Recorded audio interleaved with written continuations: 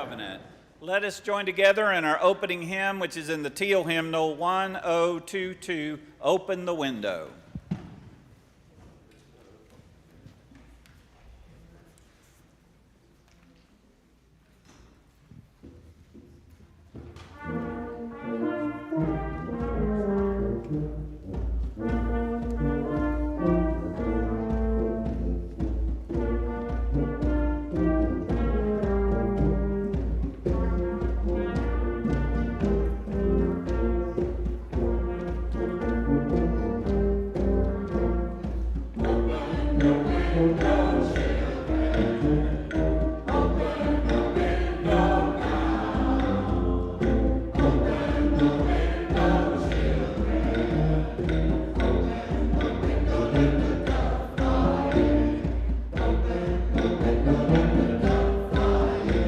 Mama and Papa are fighting like snakes. Baby is a crying like her heart will break.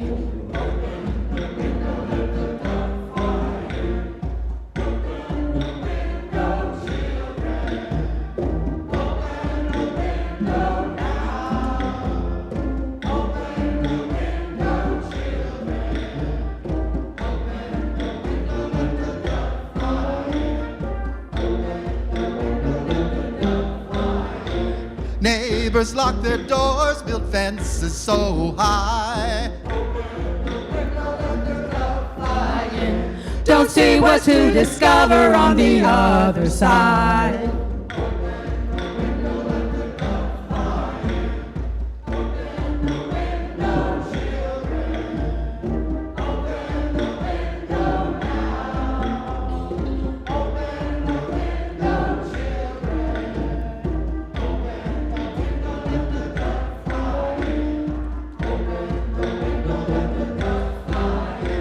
Borders round countries, borders round the sky.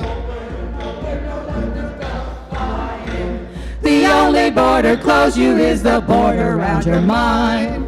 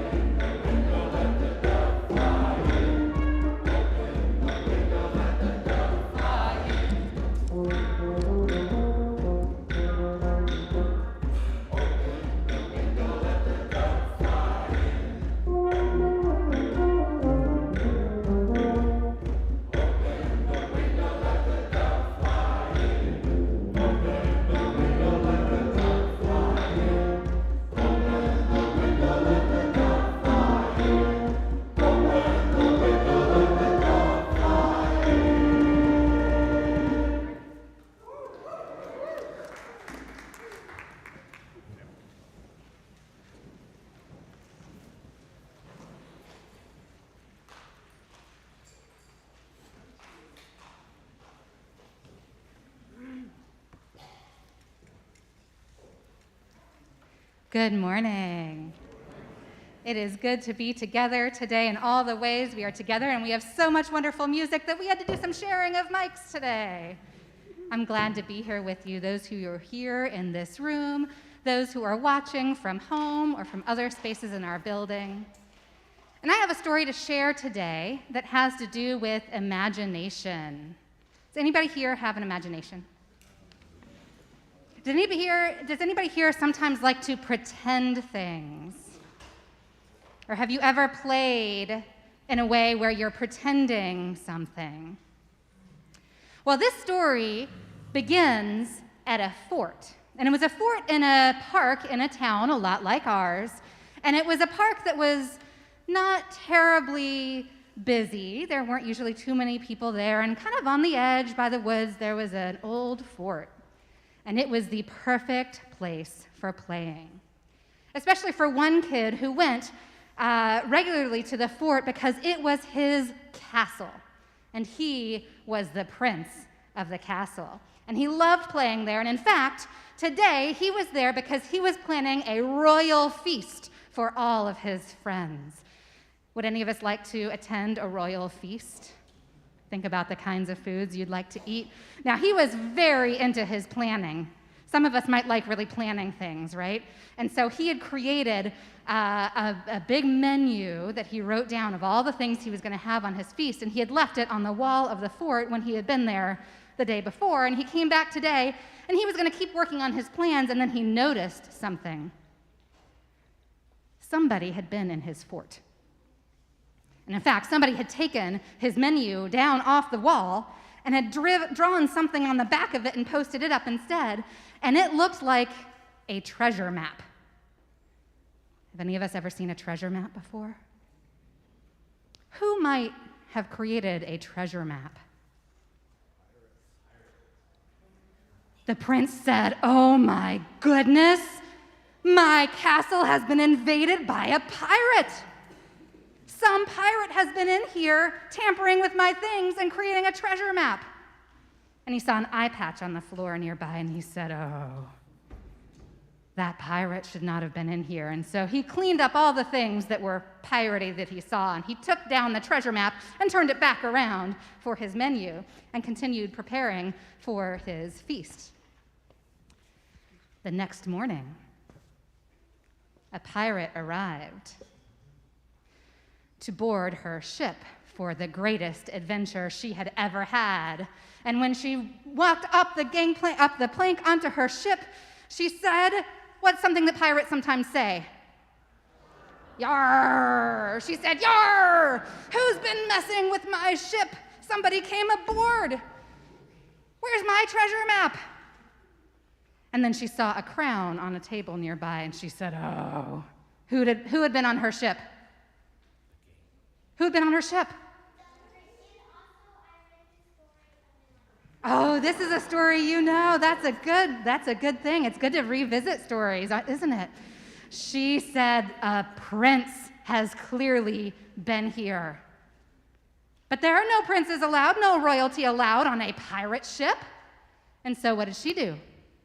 She cleared away the crown and the cloth that had been put neatly on one of the tables. She reclaimed and put back on the flagpole for her pirate flag and went about her day. The next day, who do you think came back? The prince. He was frustrated once again, and he was set to right things in his castle because it was the day of his royal feast. And then he heard a voice outside, and it was somebody singing. Who can sing a song like a pirate? Anybody want to make some pirate music? Yeah. And he thought, "Oh my gosh, the pirate's here." And so he went out to the doorway and he said, "Pirate, you're not allowed in my castle. This is my castle, and I'm having my royal feast today, and no pirates are allowed." And the pirate said, "Shiver me timbers, this is not your castle. This is my pirate ship." And the prince said, "Well, who wants to be on a stinky old ship anyway? I don't want to do that. Why do you even like being a pirate?" And the pirate said, "Oh, I love having adventures. Don't you want to have adventures on the high seas?" And the prince said, "I get kind of seasick on the seas. But you know, I don't want to be on a pirate ship. I don't want to go sailing on the seas. I would much rather than do that with you, I would rather go to the moon first." And the pirate said, "The moon, you say?" The pirate said, "Go to the moon on a spaceship?" And the prince looked around and said, "Yeah, on this spaceship." And suddenly the prince had visions of being the space commander in mission control from below, hearing their sounds saying, "You are ready for launch." And the pirate envisioned being the chief scientist aboard the spaceship, finding new life and new discoveries everywhere. And so that day, they were aboard a spaceship together. But while they were playing, the prince said to the pirate, "You know, I'm not going to be here next Tuesday, so if you want to have a pirate ship that day, that's probably okay." And the pirate said, "You know, I really love feasts. So if you wouldn't mind having a pirate, how about we have the feast in your castle on Wednesday?" And that is how the fort was shared in those days, and perhaps they are sharing it still And that is our story for this morning. And so now all of our learners and leaders heading to our RE spaces will head out as we sing the recessional. Thank you.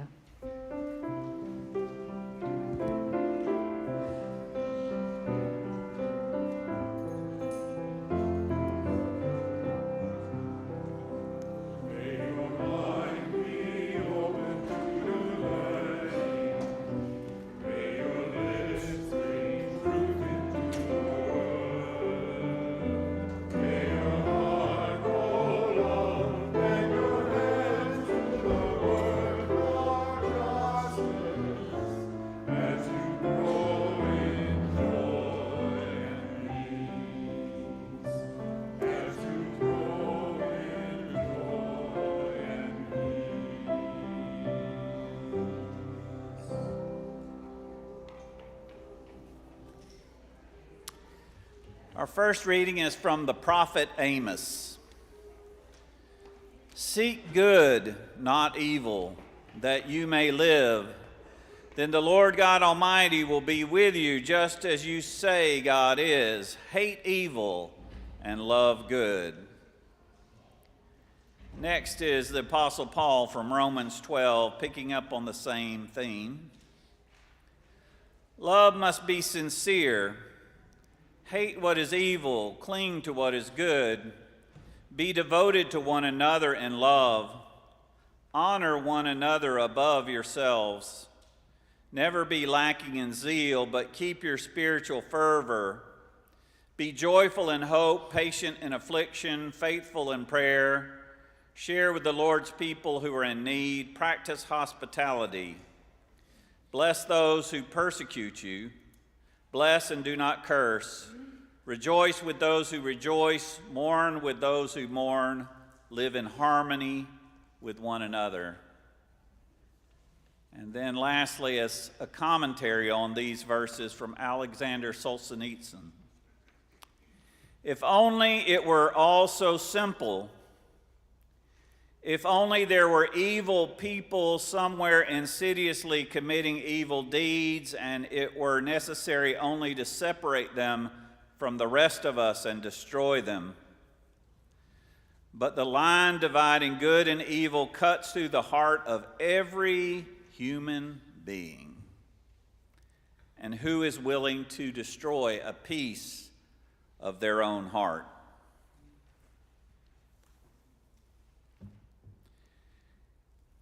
To launch our joys and concerns, I want to recognize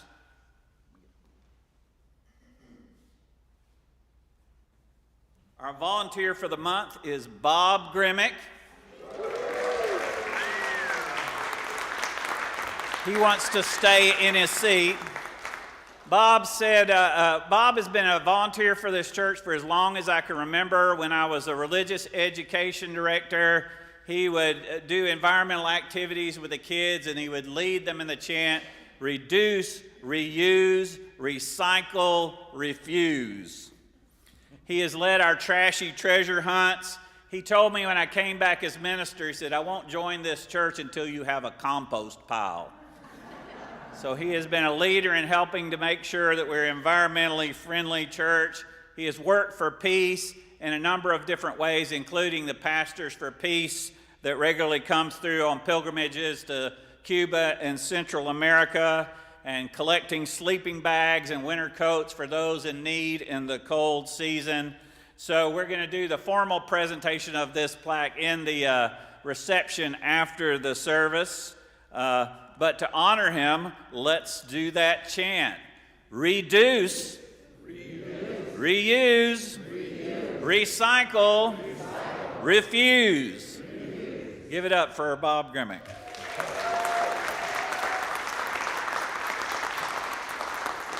And Tina will share the rest of our joys and concerns. Good morning, everybody. John Montgomery, did you turn the knob up on the sound? We're having some difficulties today. Thank you, John. Yes, I'm Tina Becker. I'm with the spiritual care team. This morning I've had some joys and concerns. Mindful that thoughts and prayers are not enough. mindful that thoughts and prayers are meant to inform our actions, not supplant them.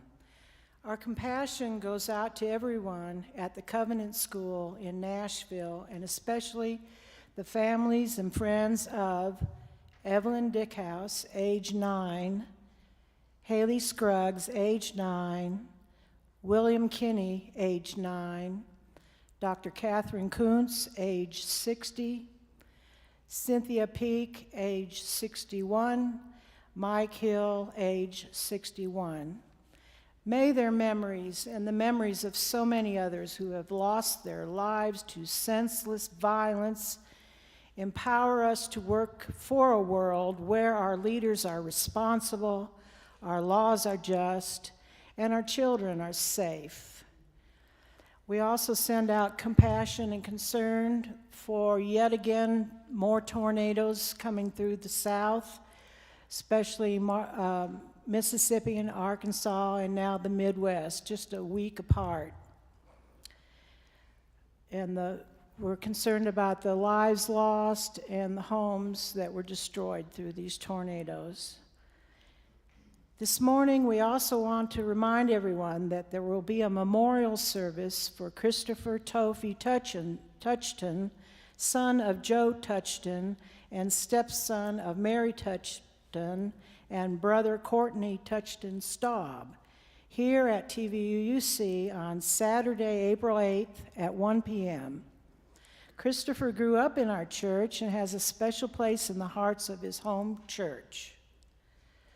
Also, please keep Seth McConkey and his family, spouse Angela Hoffman, and child Nathaniel in your thoughts after Seth experienced an unexpected seizure this past week and had to be taken to the emergency room. While he has recovered physically, this will result in significant lifestyle changes and limitations for the foreseeable future until a full diagnosis and treatment plan can be established. This occurrence is especially disheartening as it comes nearly a year after Seth was cleared to go back to normal activities after experiencing another seizure in late 2021. Bill Foley.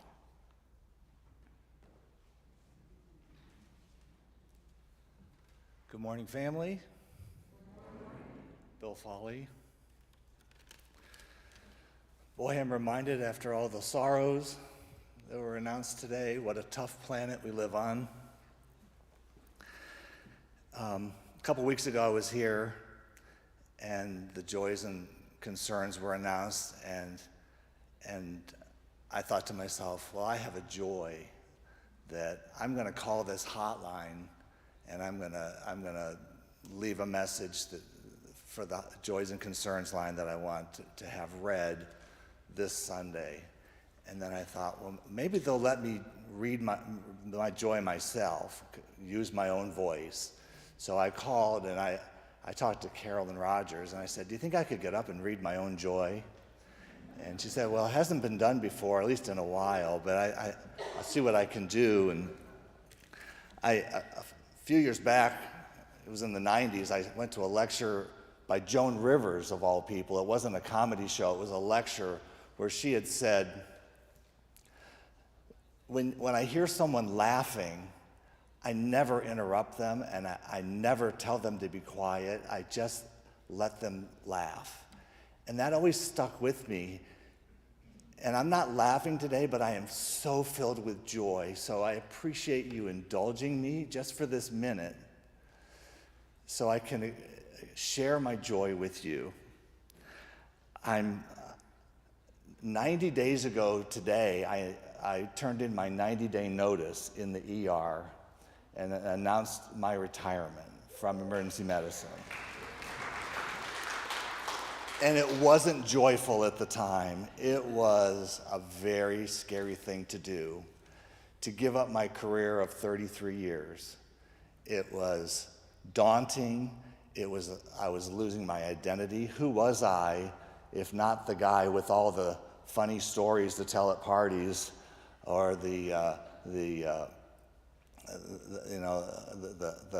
the doctor, the guy who could save lives and do CPR and all these things, and I also wanted to retire at 65, and I'm only 62 and a half. I felt like a failure. And I talked with my friend Josh in the ER. He's a young doctor. He's 30 years behind me in the course of things. And I said to Dr. Josh, I said, you know, I kind of felt like it was going to be a more happy thing when I retired. I thought I was going to get a plaque on the wall or at least a watch or something like that. And he heard my concerns, and I've gone through these last 90 days in this spiritual process of coming to terms with this retirement that seemed to come prematurely. But I tell you, going through COVID and the way the ER has gotten so chaotic, I just felt like I just couldn't do it anymore. But I did this leap of faith on New Year's Eve, not knowing where my feet were going to land, and I've gotten to this point where my feet have landed today with you in a place of joy and acceptance and gratitude. I left the gym yesterday. I walked out of the gym on this beautiful day. It's just like today with this blue sky, and I'm just busting with joy. And I got into my car and I put on Vivaldi's Four Seasons. Bum, bum, bum, bum, ba-da-da. And I was just exploding with joy, wanting to share this moment with you. And it reminded me of a day about 10 years ago when I was in New York City, just so grateful for this life that I have. And I came out onto the streets of New York City. It was a day like today. I felt so healthy and grateful for my life. And I had just gotten a Starbucks coffee. And I walked out onto the street, and I was on my way to a gym, and I felt so healthy and grateful. And there was a homeless man sitting across the street from me. We were the only two people on the street at 6 in the morning. And I thought, I'm going to offer him my coffee. And I walked across the street to him and I said, "Sir, would you like my coffee?" And he looked up at me and he said, "I don't drink coffee. You got any tea?" And what connects me today with that moment was just the gratitude that I have for the life that I have. So I'm just going to close with this. On my last day of work the other night, it was a love fest. I spent so much time with my patients, talking with them, saying goodbye to people, and I'm in my office, and this young Dr. Josh comes into my office, and he has a present for me. And I'm like, "What is this, Josh?" And he goes, "I just want to tell you how much you've meant to me over the years, how much I've learned from you." And I open up the bag, and I pull out this T-shirt, and it's this T-shirt, and it says, "Awesome Doctor," with a Mickey Mouse on it. And I'm not sure what it means. And he says, "You may not remember, but you took care of my father-in-law when he was dying a few years ago. And he loved Mickey Mouse, and he loved you, and he would want you to have a T-shirt like this." And I said, "Oh, that means so much to me." And then there was a box in there, and I opened it up. And I thought it was a box of chocolate, but it wasn't. It was this watch. And he said, "I just wanted to make sure you got your watch." So today, I'm so grateful that I get to share this joy with you all. And I'm so grateful that I got my watch.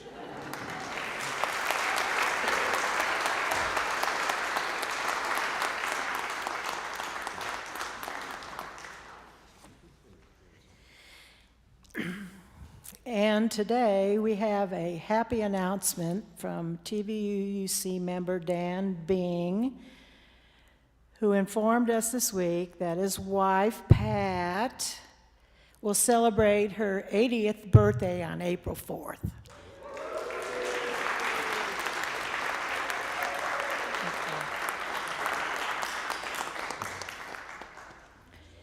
And in recognition of Transgender Visibility Day, which was held Friday this week, we celebrate the diversity of our congregation and remain committed to affirming the worth and dignity of every person and working together for greater freedom in our city, our county, our state, our nation, and our world. Mindful of the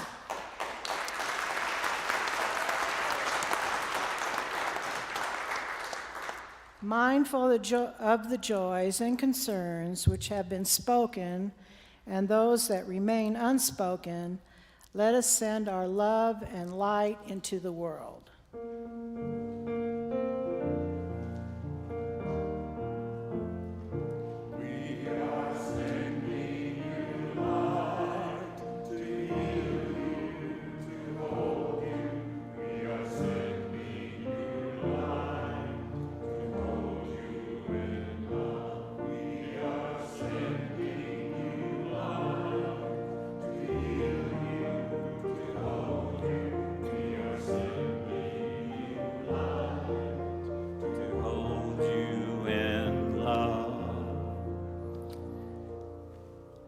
I invite you into a time of meditation and prayer with these words by Melissa Jeter that were modeled after the 23rd Psalm. Love is my guide, I shall not falter. Love calls me to rest when I feel disconnected. Beloveds lead me to deep waters, where I sit to think in solitude. My mind and heart reshape and adapt. Love allows my ego to slowly sink. Though I move through the valley of chaos and inequity, I shall keep my heart open. For there is elegance in patterns seen over time. Love is my breath of breath, and just as long as I have breath, I will keep steadfast on this path. Let us pause for a moment of silent worship together.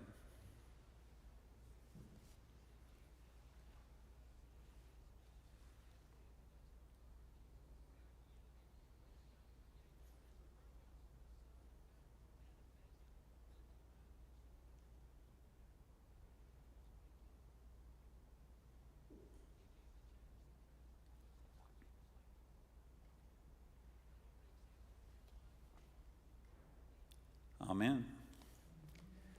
I invite you to rise in body or spirit for our next hymn, which is got three simple words which are in the order of service: peace, salam, shalom. This will be a mantra, but as a congregation, you'll sing the mantra and the choir will add some extra parts. The mantra goes like this: peace, salam, shalom. Peace, salam, shalom. Peace, salam, shalom. Peace, salam, shalom. Peace, salam, shalom. Peace, salam, shalom. Peace, salam, shalom. Peace, salam, shalom. Peace, salam, shalom. Peace, salam, shalom. Peace, salam, shalom. Peace, salam, shalom. Peace, salam, shalom. Peace, salam, shalom. Peace, salam, shalom. Peace, salam, shalom. Peace, salam, shalom.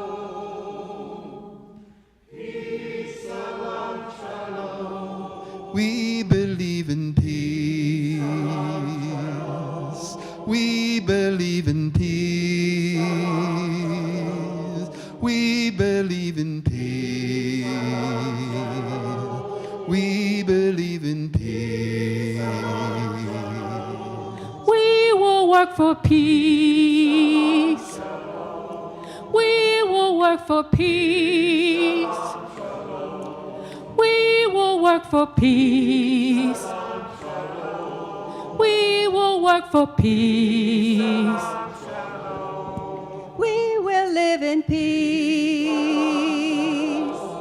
We can live in peace. We can live in peace. We can live in peace. Peace in Tennessee, peace in the Ukraine, peace throughout the world. We believe in peace. We believe in peace. We believe in peace. We believe in peace. We believe in peace.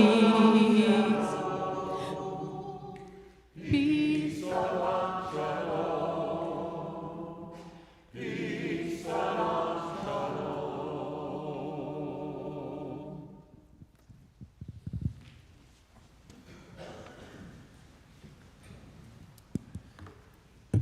Good morning. Today is a Generosity Sunday, so that means that all that is taken up in the offering, 100% of that goes to the church's operating fund. There are different ways you can give to TVUUC today. You can do cash or check in the Sunday offering. There's a kiosk in the lobby that you can use credit cards, and you can donate securely online at onrealm.org/TVUUCgive. And you can give by a text message to send to TVUUC and the amount to 73256. If you can also do a direct deposit. Please sign into your Realm account to give. If you don't have a Realm account, please talk with someone in the office. We'll be able to help you. Thanks.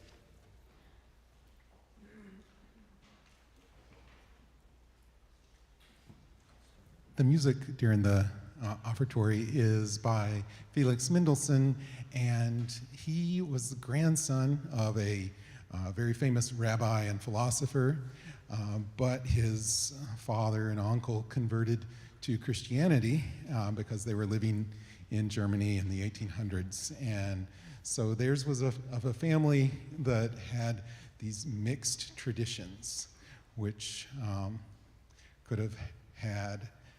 have brought conflict and into their lives, and they would have had to resolve them. And so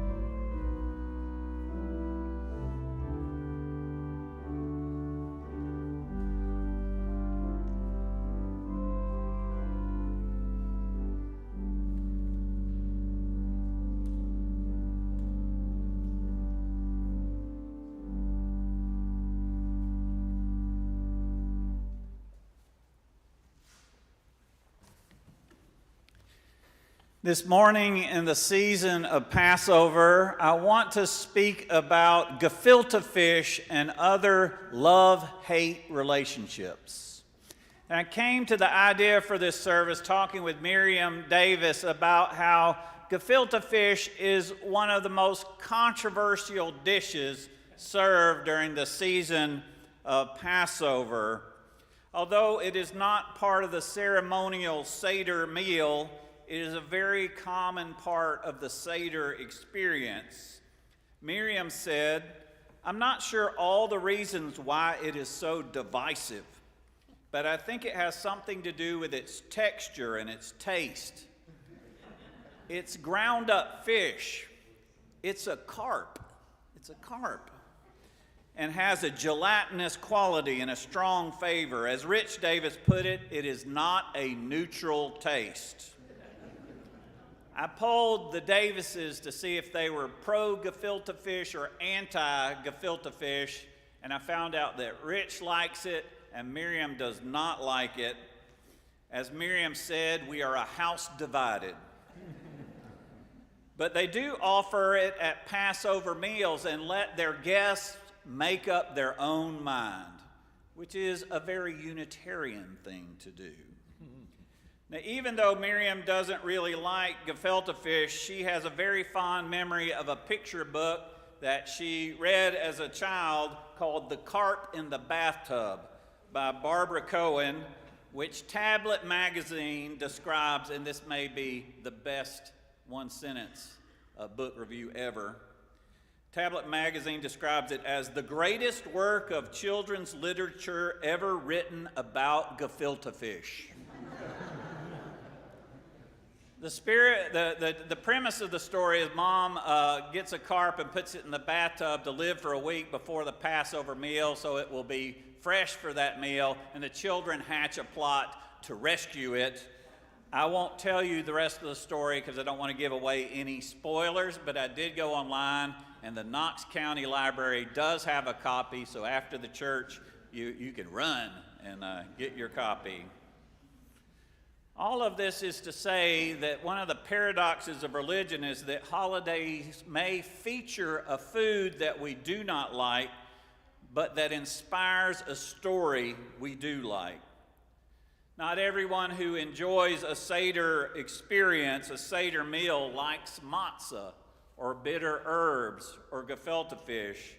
However, the story of Moses going to Pharaoh and saying, "Let my people go," is an inspiring story through the ages and can inspire our work for freedom and justice today. Such rituals are all about the stories, all about the memories, and they sometimes remind us of our own family stories.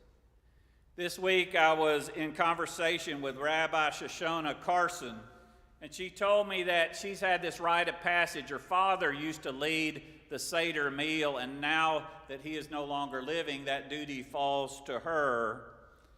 And she said to me, "When I lead the Passover service and it comes time to say the words, 'All who are hungry come and eat,' I remember my father saying those words, and it brings tears to my eyes."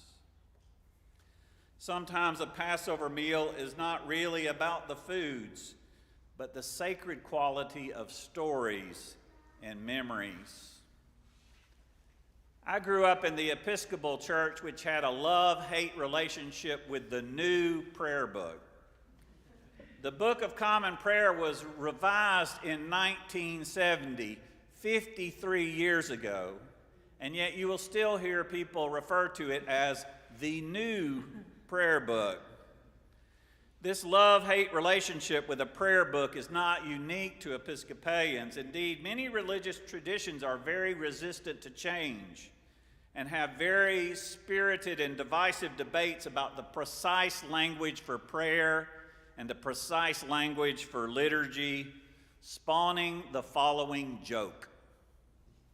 What's the difference between a terrorist and a liturgist? You can negotiate with a terrorist. There are often very spirited debates. love-hate relationships with liturgy. And this time of year, on this Sunday, in many Christian churches, Palm Sunday is the day to remember. And this was when Jesus was at the height of his popularity. Hosanna, Hosanna in the highest. But by Good Friday, the crowds are shouting, crucify him, crucify him. It's a season of love-hate relationships. In our congregation, we have our love-hate relationships.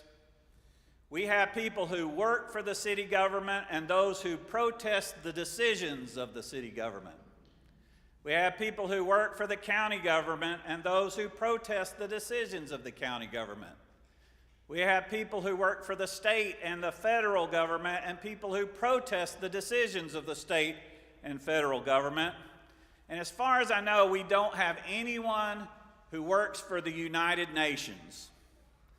But I bet if we did, we would hear from the people who protest against the decisions of the United Nations. As a minister of our church, I often am asked to say, what do Unitarian Universalists have to offer that can bring world peace, that addresses the problem of world peace?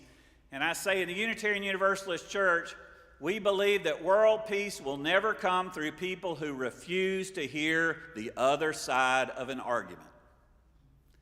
And as the minister of this church, I'm in a unique place to hear the other side of many different arguments.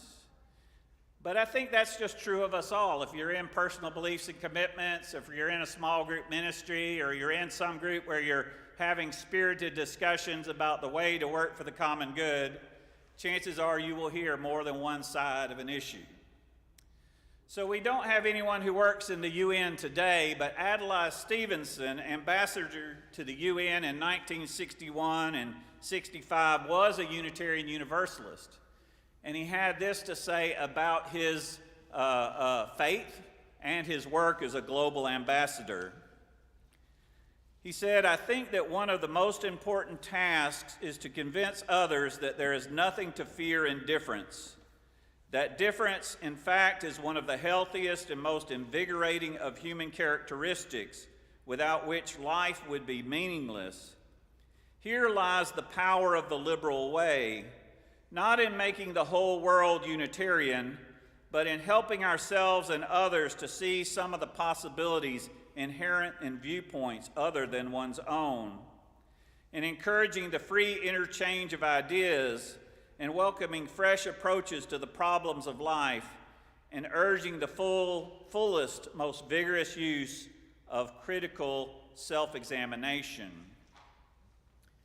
Over the years, I've spent a lot of time studying the Jain tradition, a religious tradition that has its origins in India and influenced Mahatma Gandhi. In the Jain tradition, it's believed in practicing nonviolence of the mind. Nonviolence of the mind. A Jain practitioner meditates daily on the many-sided nature of truth, cultivating the awareness that there are multiple perspectives and a variety of viewpoints on everything in life. The goal is to bring calmness of mind and thoughtful reflection to every challenge that may present itself to us.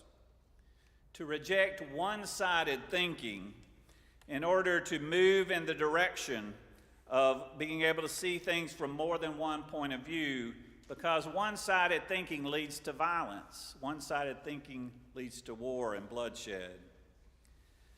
The ability to appreciate and respect multiple points of view is what leads to peace. This principle, the Jains call it anikant, or nonviolence of the mind. As the ancient Chinese sage Lao Tzu said, watch your thoughts because your thoughts become words. Watch your words because your words become actions. Watch your actions because they become your habits. Watch your habits because they become your character. Watch your character because it becomes your destiny. World peace comes from practicing and cultivating nonviolence of the mind. In the scriptures, the prophet Amos declares, seek good and not evil. And the Apostle Paul echoes, hate what is evil and cling to what is good. But Alexander Solzhenitsyn had a revelation that put these teachings in perspective.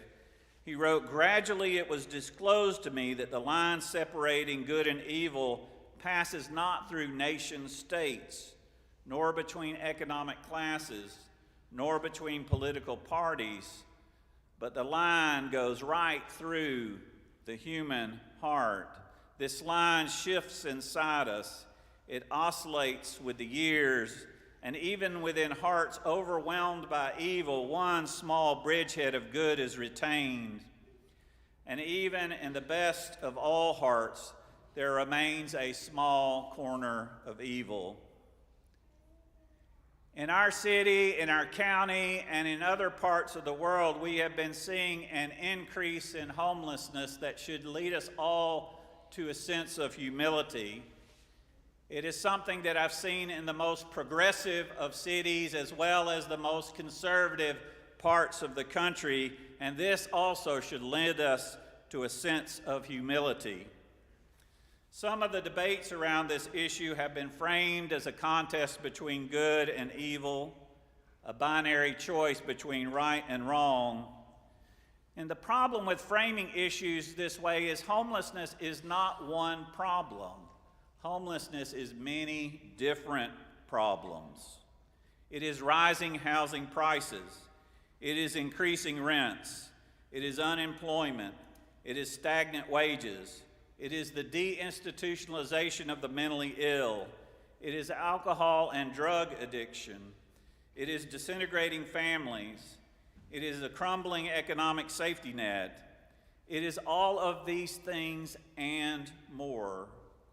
Now, the ancient Manichaean religion, which has influenced other religions of the world, divided everything into a simple binary choice, right, wrong, good, evil, the forces of light against the forces of darkness, with all the problems that come with that kind of binary of making light good and dark bad. However, we are not Manichaean. If you are a sponsor in Alcoholics Anonymous or Narcotics Anonymous or Dharma Recovery or Rational Recovery or some other form of recovery movement, then you are helping to address the problems of homelessness. If you are an activist working for a living wage or organizing a union, if you're an employer who is giving your employees a raise this year, you are helping to address homelessness. If you're a family counselor or a mental health caseworker visiting with people under the bridges, then you are helping to address homelessness. If you have given your time, talent, and treasure to the FISH program or the Family Promise program or Volunteer Ministry Center or the Free Food Pantry or volunteered with the interfaith group Seeds of Peace, the young people who serve sandwiches on the street corners. And if you're planning to turn out for the Justice Knox rally on Tuesday, April 25th, from 7 to 8:30 at the Knoxville Civic Auditorium to advocate for systemic change, then you are helping to address homelessness. There are many different ways to help. Not every way of working has the taste or texture that we may like, but all of it is an important work, and it's all offered in the spirit of those Passover words, all who are hungry, come and eat. During the season of Ramadan, Muslims fast during the day, but you may not know this, when the sun sets, anyone can walk into any mosque and be served a meal. No matter who you are, you can walk off the street and join together in the feast. There is no religious test. There is no complex form to fill out in order to get this benefit. There is no bureaucracy to navigate or bureaucrat to placate. When the sun goes down, the message from the mosque is clear. All who are hungry, come and eat. Today we are mindful of the children in the Covenant School in Knoxville, and we have displayed here a quilt in honor of the children at Sandy Hook that was made by TVUC friend Nancy Copeland, just so that we can practice mindfulness. When I was a young minister, just starting out, I did not have, I'm ashamed to say, a burning desire to work for the reform of our nation's gun laws, in part because I felt like it was such an intractable problem. However, there have been 130 mass shootings in this country in this year alone, and it's just April 2nd. I don't think any of us can remain silent, and thoughts and prayers are not enough. We need action. We need common sense gun laws that include responsible age limits, licensing and background checks, safe storage laws, the banning of assault weapons and bump stocks.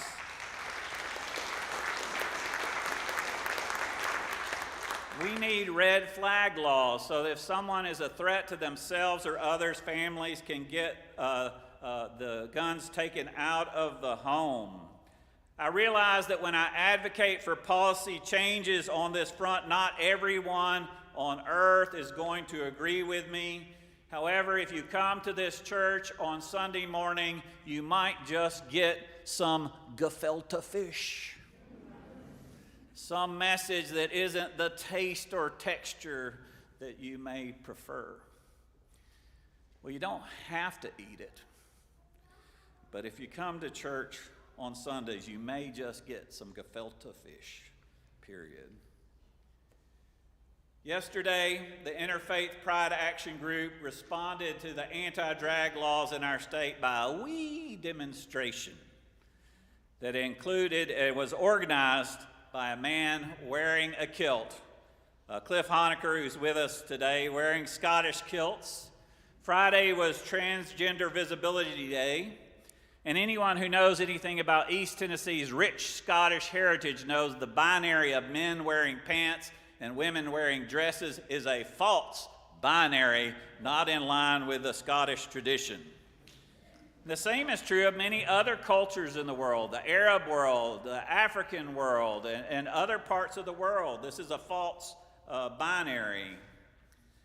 Some wonder if such small demonstrations can make a difference, but as the Scots say, monia mickle maxa muckle.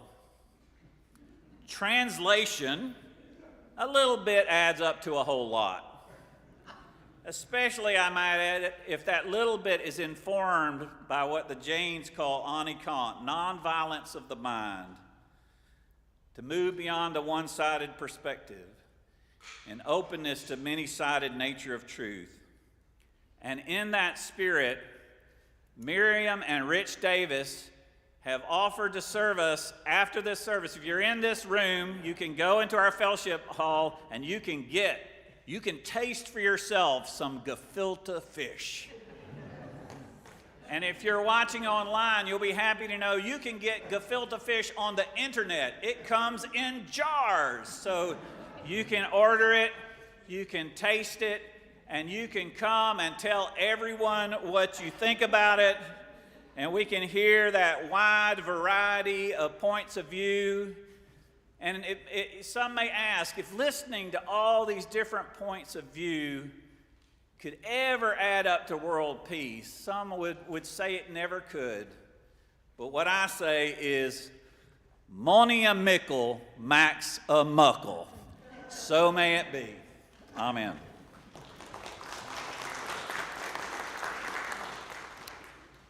I invite you to join together in our closing hymn, which we changed the words to. It's in your book. It's hymn 121, We'll Build a Land. But we invite you to replace the word land with love. And that's the only change. We'll build a love. Hymn 121. And let's sing verses 1 and 4. Free.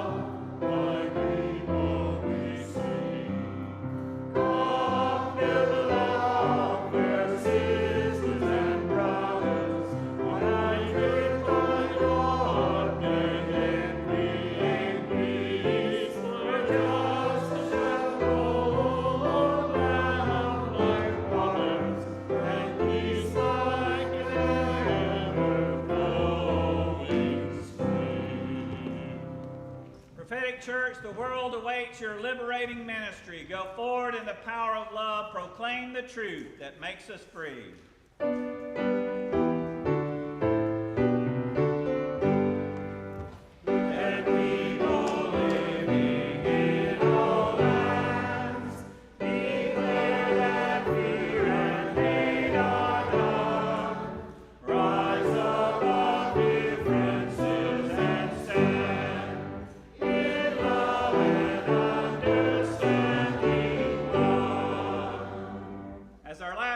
Worship, I invite you to turn and greet your neighbor. Hey, neighbor.